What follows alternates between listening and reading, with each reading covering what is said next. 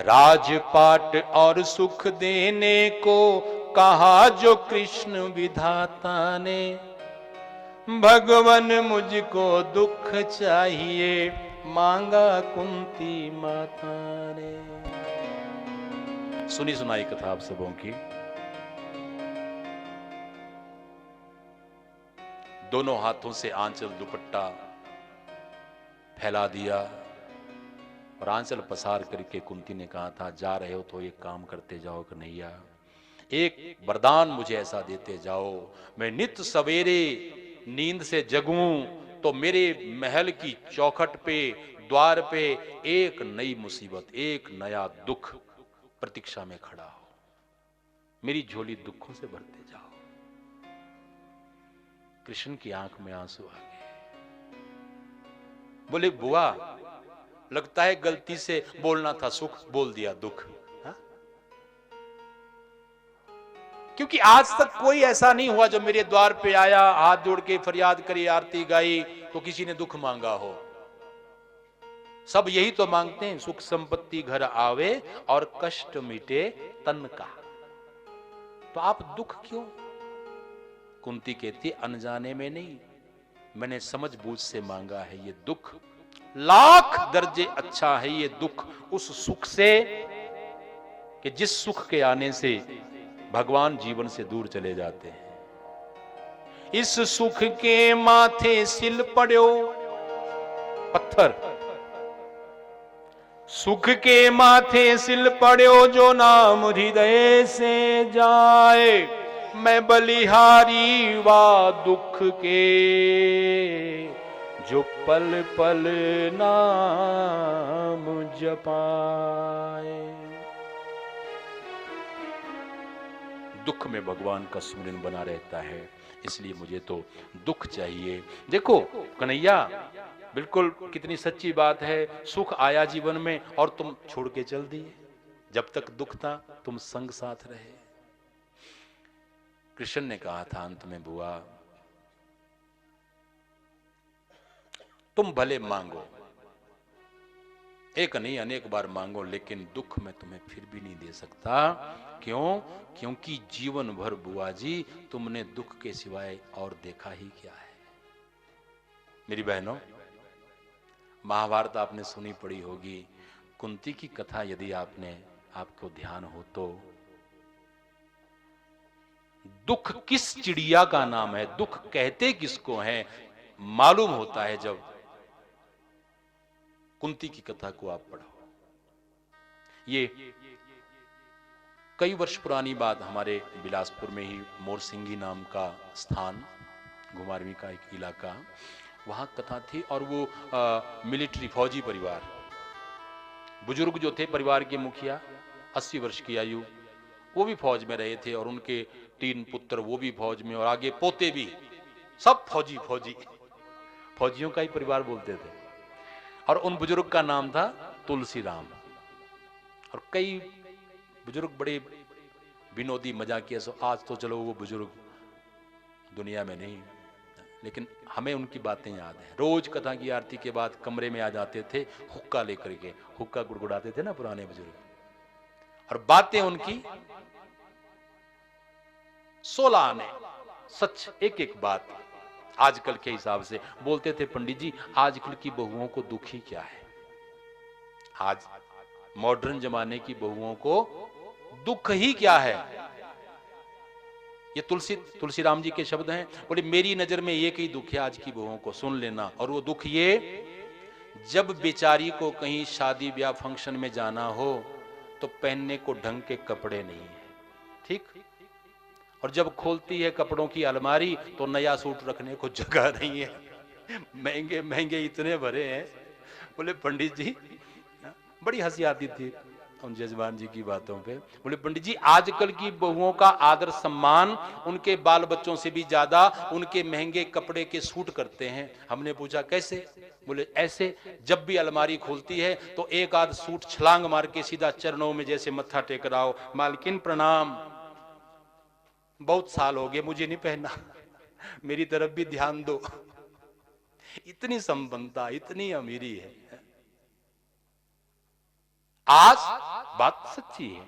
एक बनावटी दुख हमने ओढ़ रखा है। सब कोठी बंगला गाड़ी नौकर चाकर सुख सुविधाएं होते हुए फिर भी आठों पैर रोना यही, मर गए मर गए मर गए। ऋषि मुनियों के यहां टुकड़ा मांग के खाया था। भरी जवानी में विधवा हो गई थी महारानी कुंती। और जब इन 5 पांडवों को, इन बालकों को लेकर के ससुराल आई आसरा ढूंढती हुई, तो यहां ताने मिले थे कि तुम्हारे पति महाराज पांडु वो तो संतान जनने में असमर्थ थे श्राप के अनुसार, तो किसका कलंक लेकर के घूम रही है उल्टा कुलच्छिनी। कितना कुछ सहा। महारानी कुंती का जीवन अपने आप में एक आदर्श मिसाल है। बोल सांचे दरबार की जय। अंत में भगवान कृष्ण ने कहा था, दुख तो नहीं दूंगा बुआ जी, लेकिन इतना वरदान अवश्य देता हूं कि ये सुख की घड़ी आई है, राजपाट मिला है, तब भी मेरा ध्यान सुमिरन नहीं छूटेगा और मैं आता जाता रहूंगा। जैसे कैसे यहां कुंती के आग्रह पर भगवान ने कुछ दिन उनके महलों में बिताए थे और फिर आज्ञा लेकर के निकले हैं। बड़ी विस्तृत कथा है, हम तो संक्षेप में समेट रहे हैं। राजपाट और सुख देने को कहा जो कृष्ण विधाता ने, भगवन मुझको दुख चाहिए मांगा कुंती माता ने। भगवन मुझको दुख चाहिए मांगा कुंती माता ने। हे सुख में रहूंगी तो जुदा तुम रहोगे, सुख में रहूंगी तो जुदा तुम रहोगे, और दुख में रहूं तो मेरे खुदा तुम रहोगे। दुख में रहूं तो मेरे खुदा तुम रहोगे। ओ मगर प्यार की जिसको ये दौलत मिलेगी, मरने पे उसको ही जन्नत मिलेगी, मरने पे उसको ही जन्नत मिलेगी। तो होवे जरूरत से धन ज्यादा बांट दो तुम खैरात में, गरीबी में रहोगे, गरीबी में रहोगे, तो भगवान मिलेंगे, धनवान बनोगे, तो रोना पड़ेगा, गरीबी में रहोगे, गरीबी में रहोगे, गरीबी में रहो, गरीबी में रहोगे, भगवान मिलेंगे, सबर संतोष सुख शांति के रूप में। एक बात है, ये सुख और शांति ना ऐसे शब्द हैं कि हम कलयुग वाले भ्रमित हैं। हमें पता क्या लगता है, बड़ी कोठी हो गई, हाँ, नौकर चाकर गाड़ी बंगला सब, हाँ? सुख के साधन हो गए तो सुख भी हो जाएगा। गलत।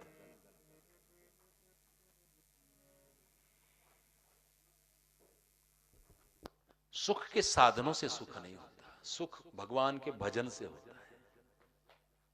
गरीबी में रहोगे, भगवान मिलेंगे, धनवान बनोगे, अनेक चिंताएं घेर लेंगी। और वैसे भी हमारे धर्मशास्त्रों में तो धन में गुण बताए हैं 16 और दोष बुराइयां बताई हैं 64।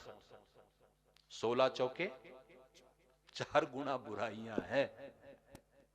अब पंडित जी हमें तो धन में कोई बुराई दिखती नहीं है। अरे धन में जितनी बुराइयां है ना,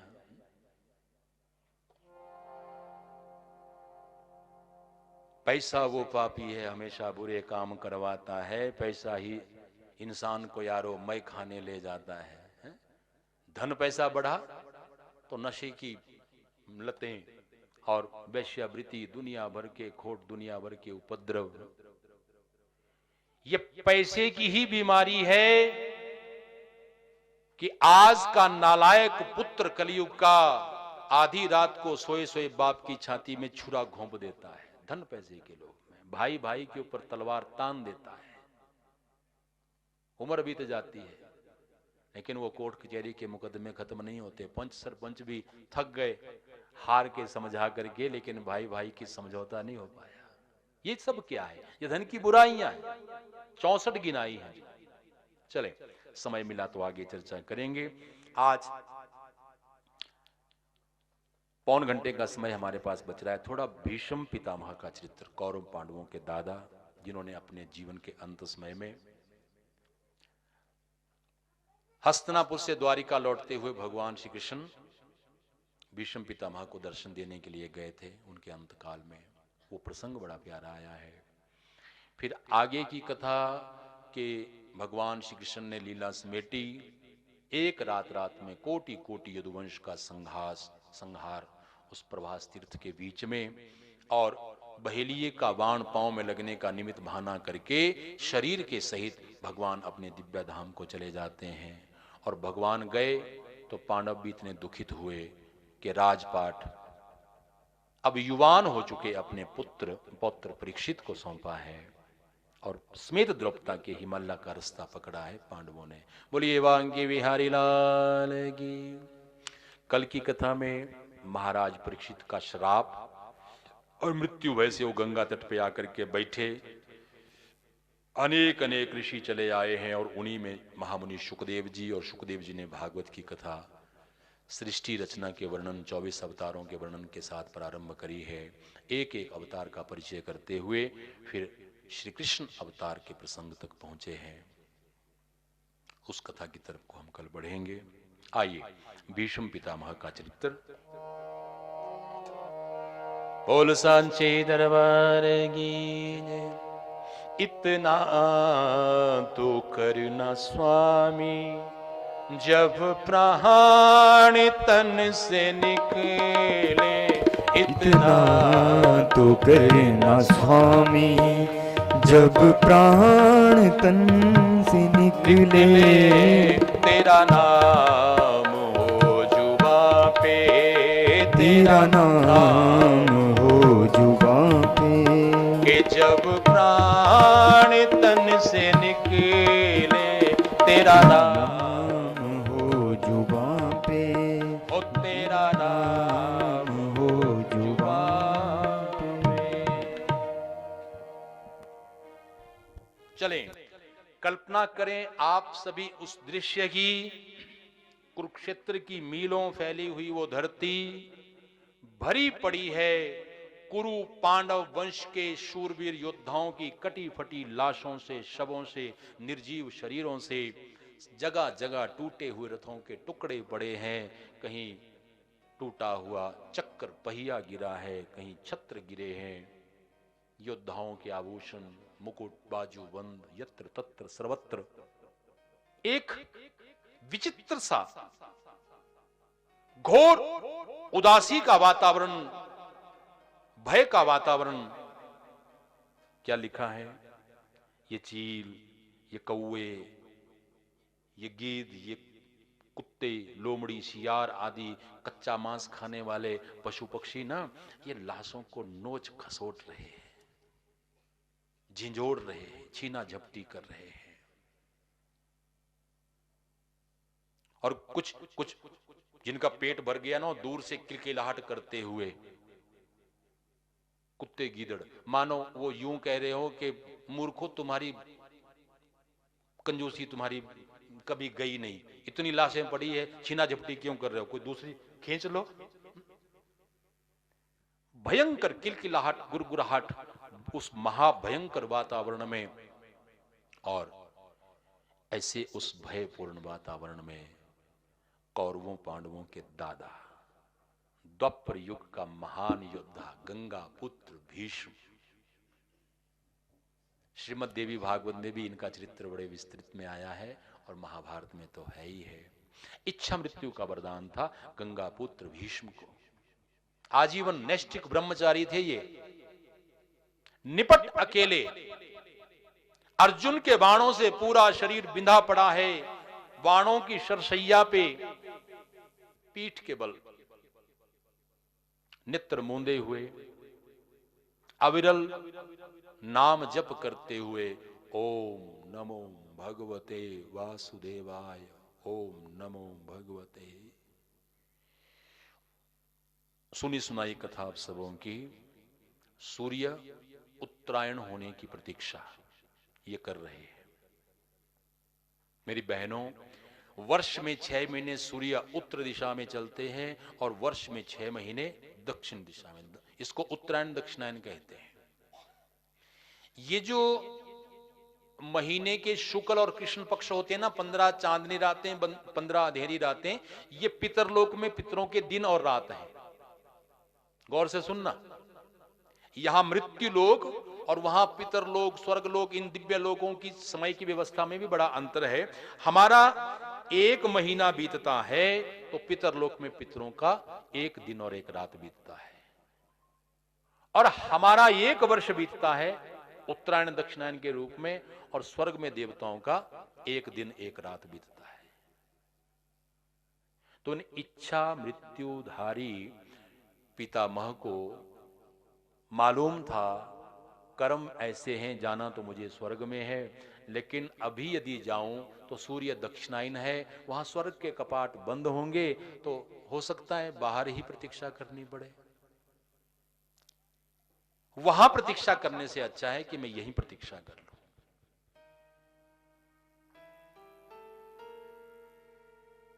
नेत्र मूंदे हुए नाम जप कर रहे हैं। अच्छा, एक भाई कहीं पूछने लगे, पंडित जी, अगर उत्तरायण में प्राण छोड़ने वाले ही स्वर्ग को जाते हैं तो साल के अन्य 6 महीने में जो दक्षिणायन में मरते हैं तो क्या वो सब नरक में जाते हैं? यहां हमने देखा अच्छे अच्छे विद्वान कर्मकांडी पुण्यात्माएं भी दक्षिणायन में निधन होता है, तो क्या वो सब नरक में गए? गलत। बड़ी सुंदर व्यवस्था इस उत्तरायण शब्द की विद्वानों ने दी है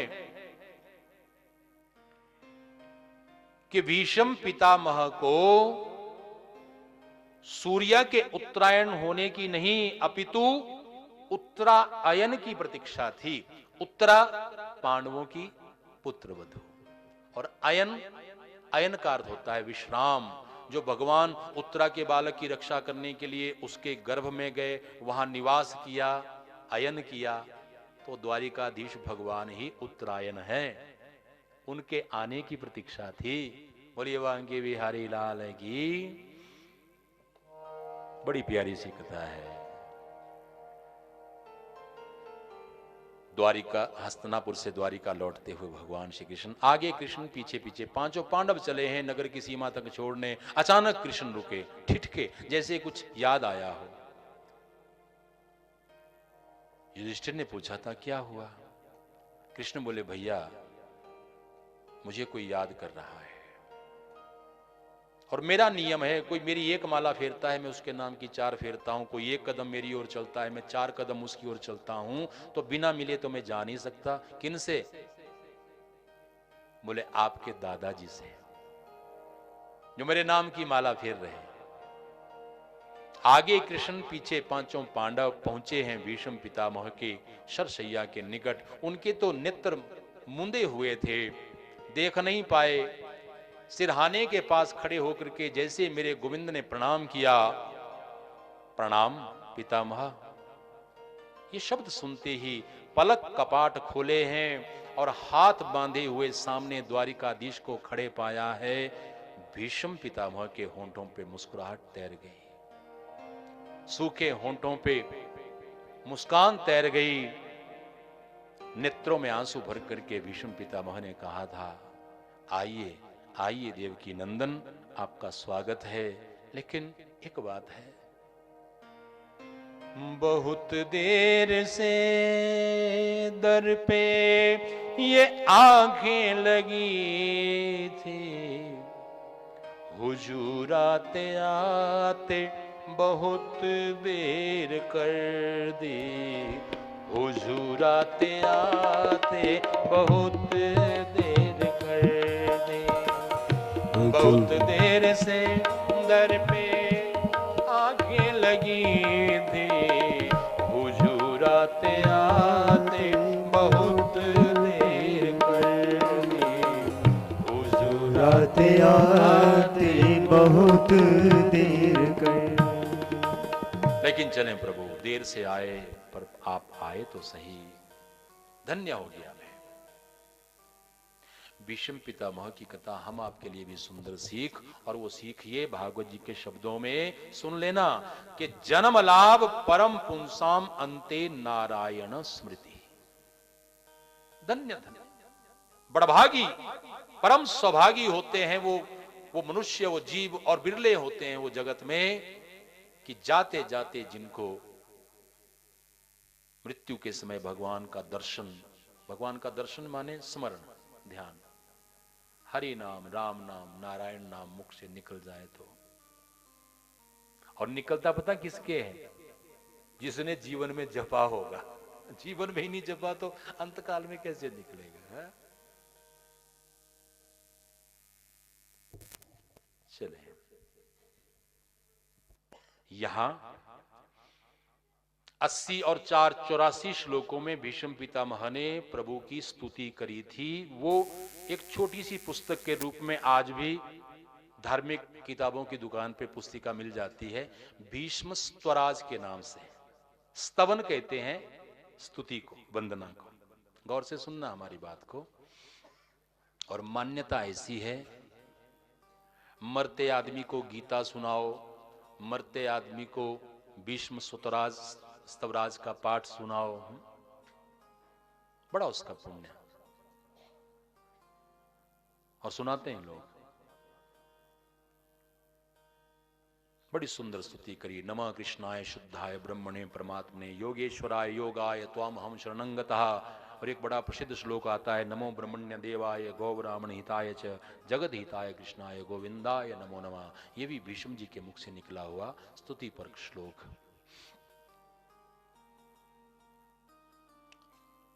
भगवान को वश में करना हो तो स्तुति से ही वश में किया जाता है। चलें आगे बढ़े। भीष्म कह रहे हैं, धन्य धन्य होते हुए प्रभु, कहां तो दुनिया वाले तरसते हैं कि आपका स्मरण ही हो जाए अंतकाल में, और कहां आप त्रिलोकी के मालिक स्वयं आए हैं मुझे दर्शन देने के लिए। मुझ जैसा सौभाग्यशाली और कौन होगा इस संसार में। लेकिन एक बात है प्रभु, इतना कहते कहते भीष्म जी की आंखों से जार जार आंसू गिरने लगे हैं। प्रभु ने पूछा था, क्या बाणों की पीड़ा से? ये रुदन किस लिए तातश्री? तो भीष्म पिता ने कहा था, प्रभु ये बाणों की पीड़ा तो 57 दिन से सह रहा हूं। रोने का कारण ये नहीं, रोने का कारण तो कोई और है। क्या कारण है? तो आंख में आंसू भर के बोले कि त्रिलोकी का मालिक मेरे सामने खड़ा है, इतनी कृपा करी, स्वयं चल के आए, और मैं कैसा भागा कि उठ करके मैं अपने प्रभु का स्वागत भी नहीं कर सकता। मैं तो इतना बेवश हूं कि हाथ जोड़ के आपको प्रणाम भी नहीं कर सकता। देख नहीं रहे अंग अंग में बाण लगे हैं। इन कथाओं को जब पढ़ते हैं ना, हमें द्वितीय विश्व युद्ध की एक घटना याद आती है। उस समय देश के प्रधानमंत्री होते थे लाल बहादुर शास्त्री जी। युद्ध समाप्त हुआ और घायलों सैनिकों का हाल पूछने के लिए अस्पताल में शास्त्री जी गए थे। कहीं हमने ये घटना पढ़ी थी। तो फौज का कोई मेजर अफसर घायल अवस्था में पड़ा है, टांग टूटी है। तो शास्त्री जी जैसे आए, सामने खड़े हुए, तो वो रोने लगा। सिर पे हाथ फेरा था शास्त्री जी ने, मेरे देश का सूरवीर सैनिक रोए, ये अच्छा नहीं लगता बच्चा, रो मत। तो वो मेजर बोला कि शास्त्री जी रोना मुझे इस पीड़ा से नहीं हो रहा है कि टांग टूट गई, जिस्म से अलग हो गई। रोना तो मुझे इस बात का आ रहा है कि मेरे देश का प्रधानमंत्री हाल पूछने आया और मैं कैसा भागा, उठ करके स्वागत भी नहीं कर सकता। यहां शास्त्री जी की जगह भगवान श्री कृष्ण को समझना, और उस मेजर की जगह भीष्म पितामह। एक निवेदन है प्रभु, अभी सूर्य उत्तरायण होने में कुछ समय शेष है, तो जब तक मैं प्राण ना त्यागूं, कृपा करके आप मेरे समक्ष रहिएगा। आपका दर्शन करते करते मैं जाना चाहता हूं। थोड़ी देर हुई, प्रभु मौन खड़े रहे। अब चुपचाप भी कितनी देर खड़े रहें, तो थोड़ा वक्त बिताने के लिए चर्चा छिड़ी है, बातचीत छिड़ी है। दादाजी कुछ कहिए ना। तो भीष्म ने पूछा था, कृष्ण युधिष्ठिर का राज्याभिषेक हो गया? बोले हां दादाजी हो गया। युधिष्ठिर को बुलाओ मेरे सामने। युधिष्ठिर, ये तुम्हारे मामा के पुत्र नहीं है, मात्र द्वारिकाधीश कृष्ण, ये ईश्वर के अवतारी हैं बच्चा। इनकी देखरेख में राज्य चलाना, और अब खानदान में बड़े बुजुर्ग तो कोई रहे नहीं। कृष्ण आप भी एक कृपा करना, सोने हो गए हैं राजमहल, आते जाते रहिएगा, इन पांडवों का मार्गदर्शन करते रहिएगा। यहां भगवान श्री कृष्ण ने भीष्म पितामह से निवेदन किया था कि नया नया राजा बने हैं युधिष्ठिर भैया, तो दादाजी आप युधिष्ठिर भैया को कुछ राजा का राजधर्म का ज्ञान बताइए। युधिष्ठिस्तद आकरण्य शरयानम शरपंजरे अपृच्छद विविधान धर्मान ऋषीणाम च अनुशीणवताम। राजधर्म का ज्ञान दीजिए। भीष्म बोले, प्रभु आपकी लीला अपरंपार, अंग अंग में बाण लगे हैं, पीड़ा इतनी भयंकर, मेरी मन बुद्धि कहां ठिकाने पे है कि मैं ज्ञान सुनाऊं। प्रभु ने सिर पे हाथ फेरा, सब पीड़ा का हरण किया है, और तब भीष्म जी ने युधिष्ठिर को ज्ञान सुनाया था, कुछ संक्षेप में, कुछ विस्तार से, एक एक ज्ञान राजधर्म का, गृहस्थ धर्म का, नीति धर्म का। उसकी चर्चा हम नहीं करेंगे। आपको पढ़ना हो तो आप महाभारत के शांति पर्व में कई अध्यायों में वो ज्ञान आया है, और राजनीति चलाने वालों के लिए वो ज्ञान विशेष है, पढ़ लीजिएगा। हम तो बस इतनी बात समेट करके आगे बढ़ेंगे कि सब ज्ञान के अंत में एक बात भीष्म पितामह के मुख से कुछ ऐसी निकली कि जिसको सुनते ही 5 पांडवों के पीछे खड़ी हुई महारानी द्रौपदी अपनी हंसी नहीं रोक पाई। साड़ी का पल्लू मुख में देख करके थोड़ा पीठ फेर करके जैसे कैसे अपनी हंसी को रोका है। भीष्म पितामह ताड़ गए, भले अपनी हंसी को लाख छुपाया हो, द्रौपदी ने निकट बुलाया और पूछा, उत्तरी ये सही नहीं है कि मैं बूढ़ा आज संसार से विदा हो रहा हूं और मेरे घराने की बहू मेरी मृत्यु के अंत समय में मुख फेर के हंस रही है। बताओ बेटी, बताओ अपनी हंसी का कारण, बिन कारण तुम हंसी नहीं होगी। मैं ये भार वजन, ये कुंठा मन पे लेकर के नहीं जाना चाहता कि क्यों, आखिर क्यों मेरे घराने की बहू मेरे मृत्यु काल में हंसी होगी। दादाजी आपको भ्रम हो गया, मैं नहीं हंसी, पता नहीं आपने क्या देखा। बहुत टालना चाहा द्रौपदी ने, लेकिन भीष्म पितामह भी बच्चे की तरह अड़ गए। नहीं पुत्री नहीं, मुझे बातों में मत बहलाओ, मुझे मेरे प्रश्न का उत्तर दो। बड़ा विचित्र दृश्य है मेरी भाई बहन, सरसैया पे पड़े हुए भीष्म भी रो रहे हैं और सामने हाथ बांधे खड़ी हुई द्रौपदी भी जार जार रो रही है, और अंत में क्षमा याचना करते हुए बोली कि तात श्री क्षमा करिएगा अपनी बच्ची को, आपने सही देखा, मैं अपनी हंसी को रोक नहीं पाई। और हंसी क्यों आई सुनिएगा। आज आप मेरे स्वामी, मेरे पति धर्मराज युधिष्ठिर को जो ज्ञान सुना रहे हैं कि बच्चा तुम क्षत्रिय हो और क्षत्रिय का यह धर्म है किसी निरपराध पे अपराध ना होने पाए, भले तो जान की बाजी लगा देना, ये क्षत्रिय का धर्म है, लेकिन किसी बेगुनाह पे जुल्म होते हुए मत देखना। इतना कहते कहते फूट फूट के रो पड़ी द्रौपदा। मैं पूछना चाहती हूं, जब एक वस्त्र में लिपटी हुई 3 दिन की रजस्वला राजघराने की मैं बहू और दुष्ट दुशासन मुझे घसीटते हुए दरबार में लेकर के आया था, मेरी साड़ी खींचकर निर्वस्त्र करना चाहा था, सभा के बीच में सबसे अगली पंक्ति में आप ही बैठे थे, मैं जानना चाहती हूं आपका यह ज्ञान उस समय कहां था? आपका रुतबा, आपका दर्जा भी मुझे मालूम था। एक बार आप मुख खोल देते, जुबान से बोल देते, क्या मजाल दुर्योधन की, क्या दुशासन की, उस तरह से वो मेरा अपमान करते, लेकिन आप मौन मुख होते बैठे रहे। क्षमा करिएगा, लेकिन मुझ अभागी को लगता है कि उस अधर्म में कहीं ना कहीं आपकी भी स्वीकृति थी। कहां तक कहें, कितना कहें इन कथाओं को। जार जार रोते हुए भीष्म पितामह, मैं पूछना चाहती हूं आपसे भीष्म पितामह। आंखों में आंसू भर करके भीष्म बोले, पुत्री अब मैं बूढ़ा तुम्हें भला क्या उत्तर दूं?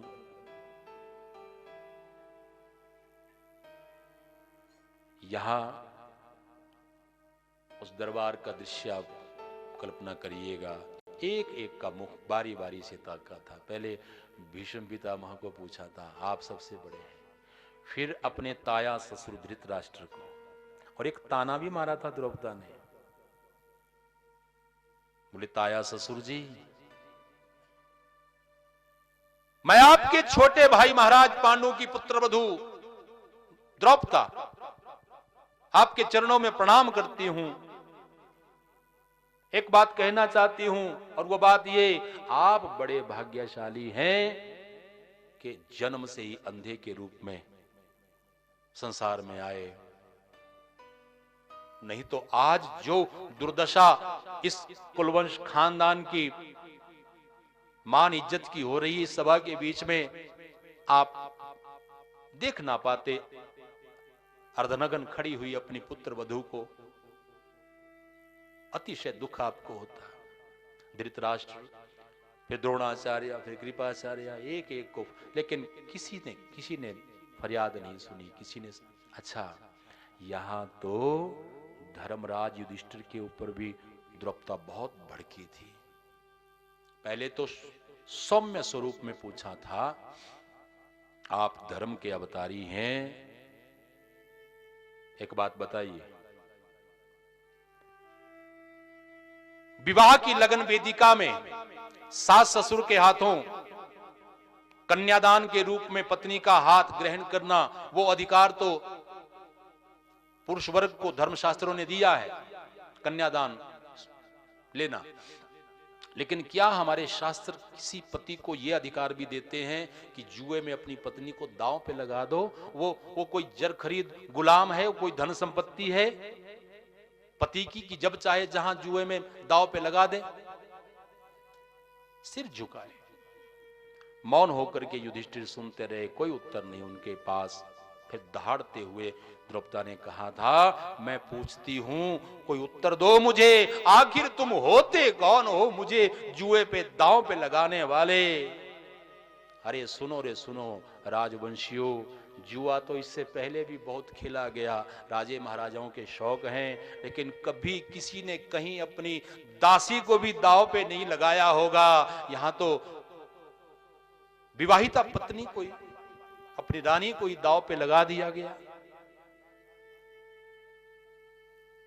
बोल सांचे दरबार की, कितना कहें, कहां तक कहें, बड़ी भावपूर्ण कथाएं हैं।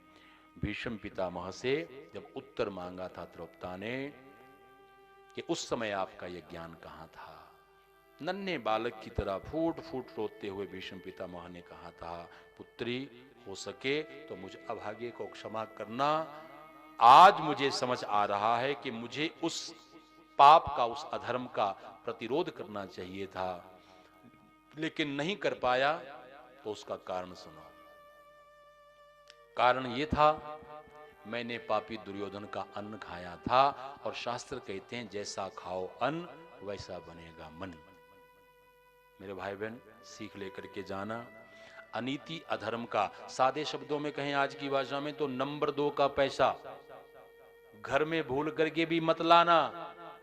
इसमें कलयुग का वास है और उस धन से खरीदा हुआ अन्न खाओगे, बुद्धि विचार भ्रष्ट होंगे। आप कितने भी सात्विक, कितने भी धार्मिक क्यों ना हो, भीष्म पितामह की तरह। तो बोले कि पुत्री, मैंने पापी दुर्योधन का अन्न खाया था। द्रौपदा ने पूछा, अन्न तो अभी भी उसी दुर्योधन का है शरीर में, अन्न तो आपका भोजन तो बदला नहीं, उसी की तरफ से युद्ध लड़ा था 18 दिन। तो आज आपके विचार इतने शुद्ध, इतने निर्मल कैसे हो गए? तो भीष्म पितामह ने कहा था, पुत्री, उस पापी के अन्न से जो रक्त बना था मेरे शरीर में, वो अर्जुन के बाणों के लगने से सब बह गया और रक्त के बहने से मैं हो गया विरक्त और बुद्धि हो गई शुद्ध। पुत्री, हो सके तो मुझे क्षमा करना। प्रभु, सूर्य उत्तरायण हो चुका है, अब मुझे आज्ञा करें। क्या लिखा है? जैसे प्रभु से आज्ञा मांग करके पांव के अंगूठे से प्राणवायु को ऊपर चढ़ाना प्रारंभ किया है। 5 प्रकार के प्राण शरीर में कहे हैं, विलग विलग स्थान पे ये वायु। तो वो प्राणवायु एकत्रित होती चली और जैसे जैसे ऊपर चढ़ती गई, शरीर में लगे हुए बाण स्वतः निकलते गए और भीष्म पितामह का शरीर धरती पे बिछता गया और अंत में कपाल को फोड़ करके ब्रह्मरंध्र को, जहां ब्राह्मण लोग चोटी रखते हैं, उस 10वें द्वार से भीष्म पितामह के प्राण निकले हैं, वैकुंठ धाम की प्राप्ति। बोलिए कृष्ण कन्हैया लाल की।